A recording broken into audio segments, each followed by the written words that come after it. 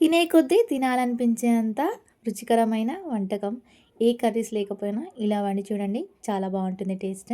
So, దానికోసం కొద్దిగా పుల్లగా, కొద్దిగా లేతగా ఉన్న మామిడికాయని తీసుకొని ఇలా మనం కొబ్బరి గీరేది ఉంటుంది కదా! దాంతో మొత్తం కంప్లీట్‌గా గీరుకోవాలి. ఇప్పుడు మనం టమాటోస్, పచ్చిమిర్చి తీసుకున్నాం కదా! దాన్ని కట్ చేసి పెట్టుకోవాలి. ఇలా ఒక పాన్‌లో 3 టేబుల్ స్పూన్ ఆయిల్ పోసుకొని అందులో ఆవాలు, జీలకర్ర, పచ్చిమిర్చి ఏసుకొని ఒకసారి కలుపుకోవాలి.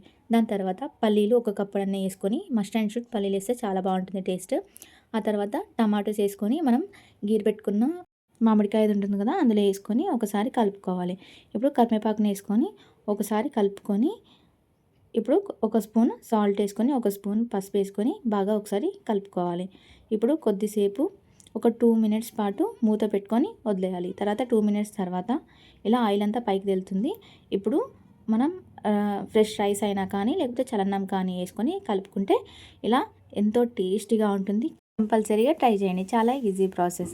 అండ్ ఇక్కడ నోట్ ఏంటి అంటే ఈ ప్రాసెస్ అంతా లో ఫ్లేమ్‌లో పెట్టుకొని మాత్రమే చేయండి.